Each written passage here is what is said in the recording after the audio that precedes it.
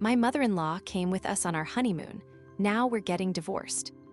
Hi, r/am I the asshole or r/J Mael? I'm not sure which one is a better fit, but I need to vent somewhere because I'm still in shock and can't believe this is my life. I'm writing this from the airport in Rome, sitting with my suitcase and trying not to cry in front of everyone. I'm 28, from Ukraine, but I've been living in New York for 5 years, working in marketing for a tech company. This is my first post on Reddit because usually I just read other people's stories and think, well, my life isn't that bad. But now everything is bad, very bad. I'm trying to tell everything in order because if I jump around the facts, you won't understand how it all accumulated over the years, like a snowball rolling down a hill and turning into an avalanche. If anyone has had something similar with mothers-in-law, please advise, because I feel like a complete idiot. AITA for breaking up with my husband right in the middle of our honeymoon, or are he and his mom complete psychopaths? Let's figure it out step by step. First, a little about me and my ex-husband. God, even writing that hurts. His name is Alex, he's 30, he's a software engineer at a big firm in Manhattan. We met 3 years ago at a corporate party. I was there for work, and he was representing his company. He's tall, with dark hair, always in stylish glasses, and has a smile that makes you forget everything. We started talking about travels. He told me how he loves Italy because his mom is from there, and I shared how I miss Ukrainian food in New York. That same evening, he asked me out on a date to a small Italian restaurant in the village. Everything was perfect. Candles, carbonara pasta that he ordered just like mom makes, and we talked until closing time. I thought, wow, he's the one. He was attentive, funny, always asked about my day, sent flowers for no reason. We started dating, and after 6 months, I moved into his apartment in Brooklyn with a view of the river, where we drank coffee every morning and planned our future. But this is where his mom appears. Let's call her Anna, because I don't want to use her real name to avoid problems. She's 58, a widow, lives in New Jersey in a house left by her husband. He died of a heart attack 5 years ago. Anna is a typical Italian mom, loud, emotional, always in an apron and smelling of fresh pasta. She moved to the US when she was young, raised Alex alone after her husband's death, and they are very close. At first I appreciated it. My family is in Ukraine. I see them once a year on Zoom, so I thought, it's cool that he has such a warm mom. She called him 3 or 4 times a day. Son, did you eat? Don't work too late, mom is lonely without you. Alex always answered patiently, and he told me, she's just worried because I'm the only son. Okay, normal. But over time, little weird things started. For example, when I had just moved in, Anna came over unannounced with a whole bag of groceries. I made lasagna for my boy because you probably don't know how to cook Italian. She said it with a smile, but I felt a sting. I love to cook, and Alex adores my borscht and vareniki. I smiled and thanked her, but inside I thought, okay. Then she started commenting on our life. Why don't you buy a bigger apartment? My son deserves a better bedroom. Or don't wear those short dresses, you're with my son now. Alex laughed. Mom, don't interfere, we're adults. But she didn't stop. One time I came back from work and saw that she had rearranged the furniture in our living room. It's better for the energy, feng shui, you know? I was shocked. Who does that in someone else's apartment? I told Alex that this was crossing a line, but he said, she wants to help, don't make a mountain out of a molehill. I swallowed it because I loved him and didn't want to fight over his mom. 2 years later, Alex proposed. It was magical. We were in Central Park in the spring under the blooming cherry trees. He got down on one knee with a ring, a simple one with a diamond, which he chose himself. I cried from happiness, we hugged, and I imagined our future, a house, children, travels. We decided to get married modestly.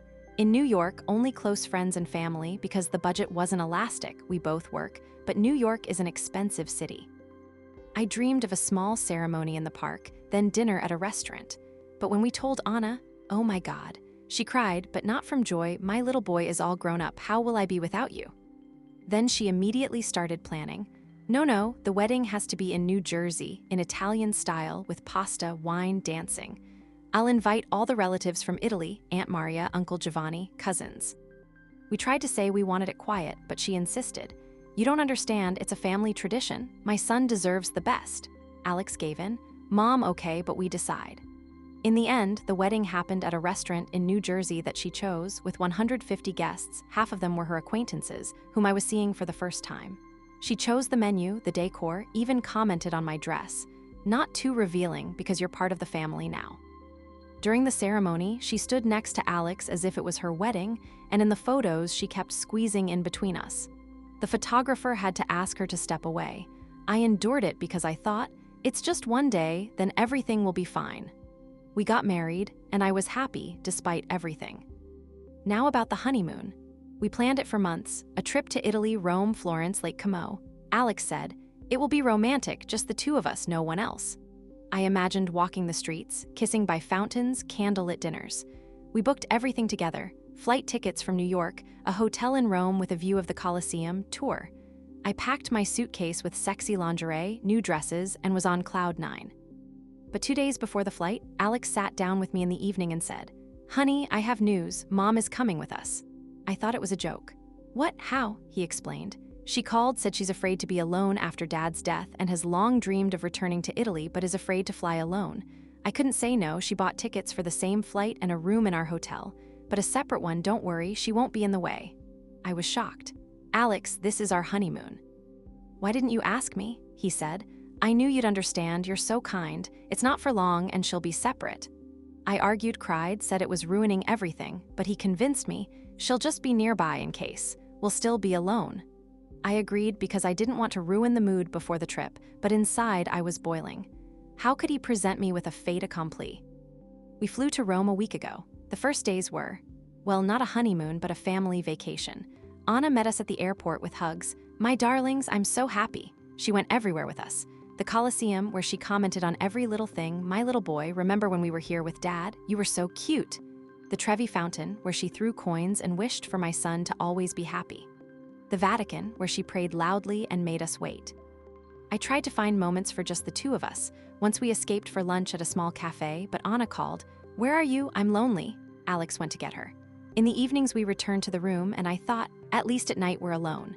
We made love quietly because her room was next door and I felt like I was in prison. She constantly complained, "The hotel is old, I'm scared to sleep alone, I hear noises." Alex reassured her, "Mom, it's okay, we're nearby." But the night before last, everything exploded.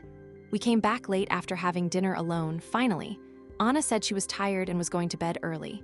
We're in the room, I'm in new lingerie, Alex is kissing me, everything is so passionate, we fall onto the bed. Suddenly, a knock on the door at 11:30 p.m. I wrap myself in a robe, open the door, Anna is standing there in pajamas with a pillow, her face pale. "I'm scared," she says. "This hotel is cursed," I hear whispers, "and I'm alone. Can I stay with you? I won't be in the way." I'm shocked. "Anna, this is our room, our honeymoon." But Alex says, "Mom, come in, don't be afraid." She came in, sat on the bed. "Thank you, son, I'll just lie here." I stood there like an idiot and she said, "Sweetie, can you sleep on the couch? I need to be near my son because only with him do I feel safe." I said, "What?" Alex, "Honey, it's just for one night, don't make a scene."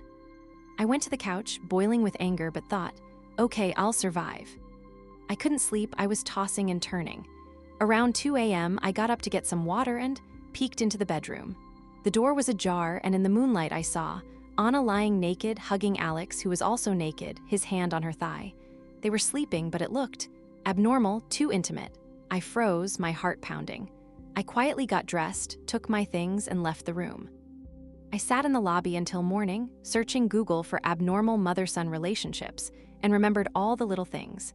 How she kissed him on the lips Italian style.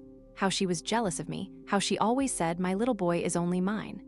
It all came together. It's not just excessive care. It's something sick, possibly incest or emotional incest.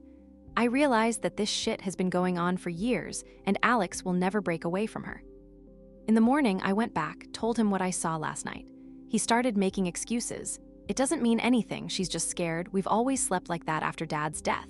He said, "Don't ruin our family." But I didn't listen, packed my things, and went to the airport. Now I'm waiting for a flight back to New York, planning a divorce. I feel betrayed, dirty, as if our whole life was a lie. AITA for breaking up so abruptly? Should I have given him a chance to explain? Please comment because I'm broken. Update 1. Hi to everyone who read my original story and commented. Your support really helps because I feel less alone in this madness. I'm already home in New York. I flew in late last night after a long flight where I just sat and stared out the window, trying not to cry for the whole plane. JFK Airport greeted me with a cold wind and a taxi that drove me through the familiar streets of Brooklyn to our, well, now my apartment. I walked in, turned on the light, and everything around reminded me of him. Our shared photos on the wall, I immediately took down one from the wedding and hid it in the closet. His favorite coffee mug in the kitchen, even the smell of his cologne in the bedroom. I didn't sleep all night, just lay on the bed, our bed, God, drank tea, and scrolled through your comments, trying to make sense of it in my head. Did I do the right thing by ending everything so quickly and categorically? Shouldn't I have given a chance for an explanation, for a conversation, to understand if it really was a misunderstanding like he says? Because now, in the silence of the apartment, without the adrenaline from the shock, I'm starting to doubt. Maybe I overreacted. Maybe it's a cultural thing with Italian families where moms are too close to their sons. I read online about emotional incest, and it fits everything that happened so well, but wasn't I too harsh? We just got married, the honeymoon isn't even over, and I'm already thinking about divorce. It's not the end of the world, right? Or is it? Alex has been calling and texting nonstop from Rome. My phone was just exploding with notifications until I put it on silent. First, there were messages. Honey, please answer. It's all a misunderstanding, you got it wrong. Then voice messages. I love you, come back, we can fix everything. And when I finally answered the phone after the third call because my heart couldn't take it, he sounded broken, his voice was trembling as if he'd been crying. You misunderstood, he repeated. Mom is just scared to sleep alone after Dad's death. We've always done that since childhood when she was scared. She would come to my room, we would hug, and it would calm her down. Nothing sexual, it's like. A family habit, comfort. She's an older woman, lonely, and in that hotel it really was spooky, old walls, creaky floors. We weren't naked in the sense of. Well, she was in pajamas, but probably took them off because it was hot, and I too. It was an accident. Please give me a chance to explain. I love you, not Mom the way I love you. We planned a future, a house, kids, travels. Mom promises not to interfere anymore, she already regrets coming. Let's go on another honeymoon, just the two of us, anywhere, Hawaii, Paris, wherever you say, don't leave us like this. He said all this with such pain that I almost burst into tears. I remembered our dates, how he carried me in his arms through the snow in winter, how he made breakfast in bed, how he supported me when I missed Ukraine. Could all of that be a lie? Or does he really not see how abnormal this is? Anna also wrote one long message. Daughter, she always calls me that as if I'm already part of the family. Forgive me, you old fool. I didn't want to ruin your happiness. I'm just so lonely without my son. After my husband's death, he is all I have. I'm afraid of the nights, afraid of loneliness, and in Italy everything reminded me of the past. I didn't think it would offend you so much. I promise I won't interfere anymore, live happily with him, and I will be far away. I bless you. It sounded sincere, but I remember that moment in the room, her naked, his hand on her thigh. That's not just fear, it's something deeper, sick. I can't forget it. It's right in front of my eyes, like a frame from a horror movie. And then I confidently understood that this is not normal and that I wouldn't be able to live with this normally. Many of you also said that this is not normal, and that reassured me even more, and I decided to break off all relations. Thank you to everyone who was with me and everyone who helped me come to this decision. Take care of yourselves. What are your thoughts on this story? Did the author do the right thing? What would you have done in her shoes? Share your opinion in the comments. And if you enjoyed this video, hit the like button and subscribe to the channel so you don't miss new stories.